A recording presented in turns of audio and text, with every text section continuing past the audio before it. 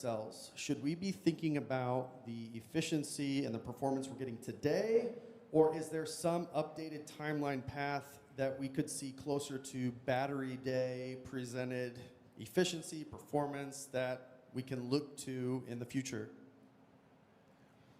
Well, I think, first of all, it's really important to express the difficulty of,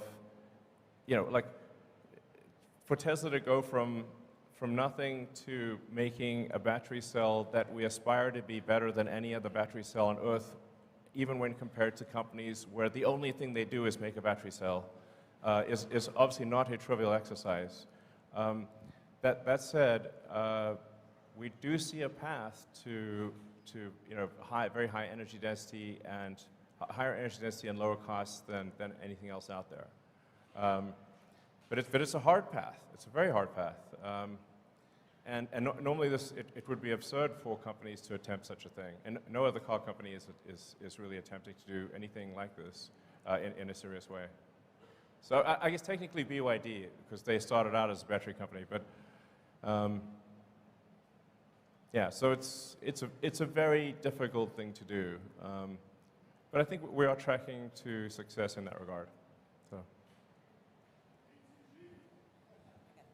Hey, Elon. First of all, thank you for undoubtedly making the world a better place for my son to live in. Thank you. Can't even say. Once Cybertruck is fully ramped in Austin, what is the target production? And also, there's some rumors that you're thinking about stepping down as CEO. Please say it ain't so. It ain't so. Yeah.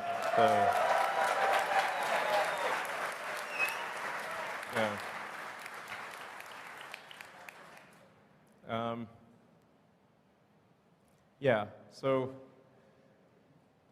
I think Tesla's going to play an important role in AI and AGI, and I think I need to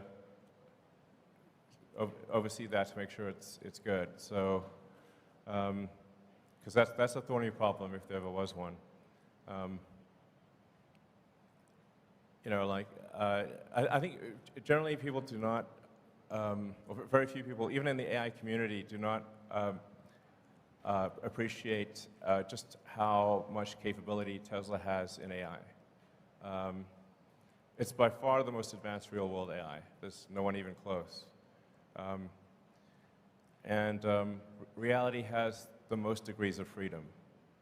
So I got to make sure that's good.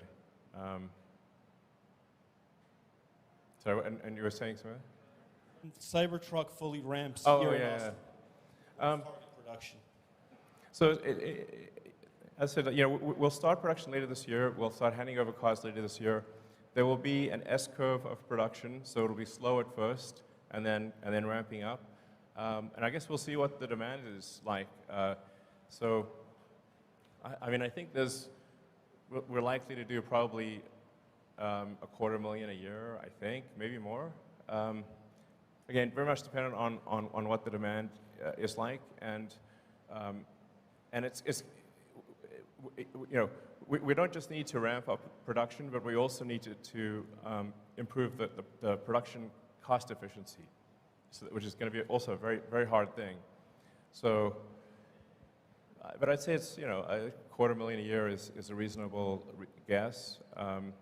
And it might be 500,000, I don't know, but we'll make as many as people want and can afford, but then like I said, it's going to be hard to make the cost affordable because it is a new car, new manufacturing method.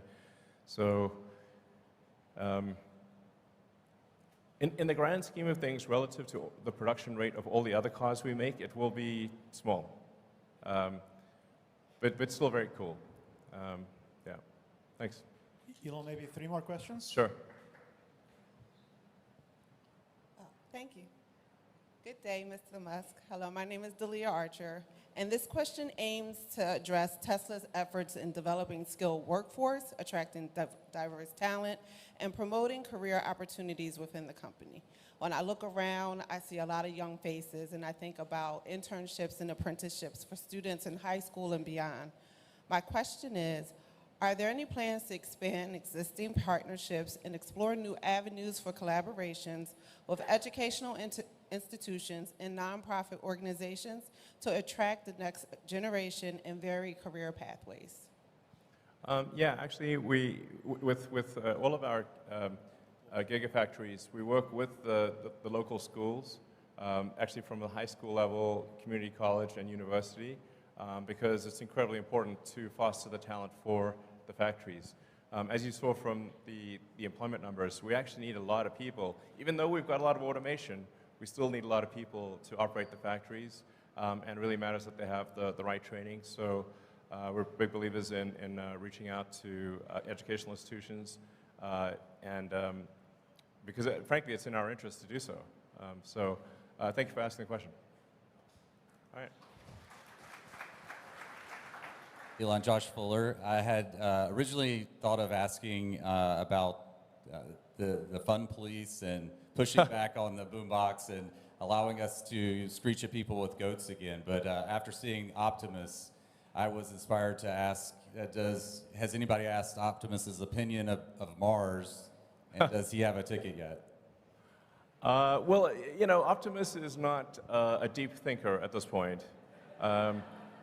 Optimus is still, you know, figuring out how to do basic stuff. It couldn't make, you know, cook some eggs or something quite yet. So we need to get Optimus to the point where it has reasonable agility and can do basic things. You know, and we're aiming for it to start off doing simple tasks that are sort of boring and repetitive or dangerous, basically jobs people don't want to do. So that's our goal, and I'm confident we'll achieve that goal. And then we've got to figure out how to make it at scale, make sure that the robot is safe. I think it's going to be very important to have a local means of turning it off. So safety is going to be extremely important. I can't emphasize that enough. But right now, it is not at an intelligence level where it's pondering questions like Mars. But perhaps it will be one day. So. Hi, good afternoon, Elon. My name is Luke Arsenault. I just want to start off by saying a big thank you to you and the team of Tesla for all you guys do. It's been great to see, and I'm so happy for you guys.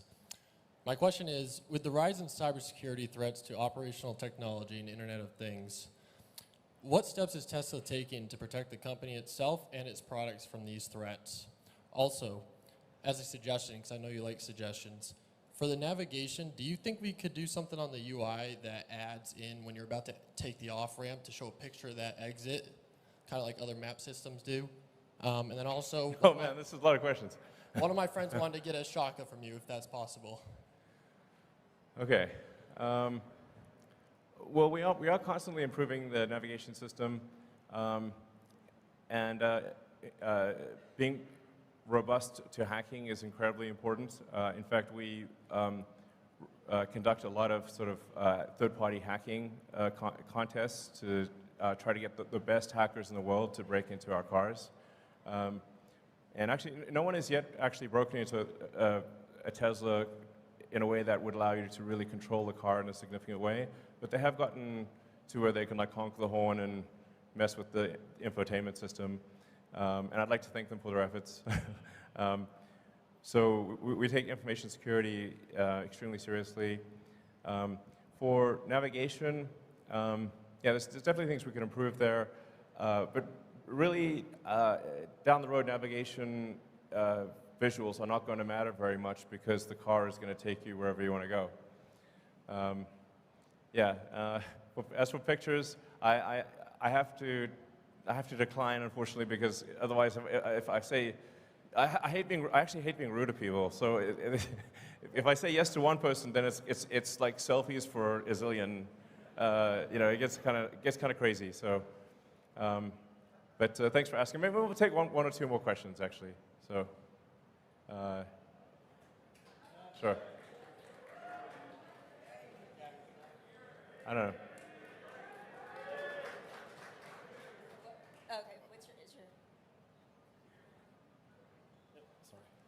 Hello.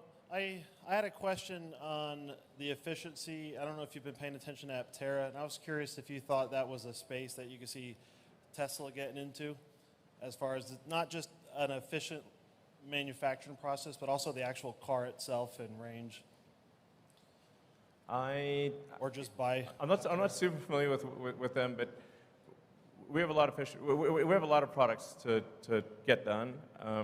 It's not like it's never a shortage of ideas. Ideas, frankly, I find ideas to be somewhat trivial, but the execution of the idea is extremely difficult. And as I said, like, prototypes are easy, production is hard. Production and cash flow positive is excruciating pain that at a level you cannot believe. So it's not product ideas; they're irrelevant. That's what I think of them. It's sort of like the idea of going to the moon. That's not that's irrelevant. Getting to the moon is the hard part. So, okay. So maybe one last question. Yeah. Elon, John Lopez from Orlando here. I've got two things for you real quick. The first one is, with rideshare being a growing thing, especially with Tesla owners, are we going to get a guest mode option available for that? The second thing is as an X-Plaid owner, I would really love to get track mode. As a what, sorry? X-Plaid. Well, Plaid has track mode. The Model X Plaid does not, though. Oh, Model X. Yeah, we can probably add that, sure. Yeah, no problem. So, rideshare is a bunch of these things will really not be relevant in a self-driving world. You can summon the car and take you somewhere, and if you want to add someone to that ride, you can if you want to. But overwhelmingly, it is about achieving self-driving, full self-driving. And I think we're really getting to the final stages of full self-driving, where, I drove for several days around Austin, just dropping pins in random locations, and I had 0 safety interventions. So it's really, and even in the city of San Francisco, which is very complex, I haven't had a safety intervention in a long time. So I think it's getting to the point where, admittedly, I have been optimistic about this in the past, but I think this time.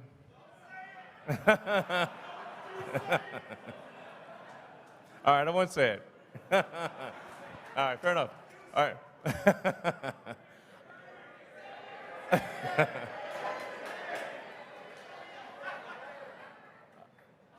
Okay, I think it'll happen, So, all right, you want one last question? Sure.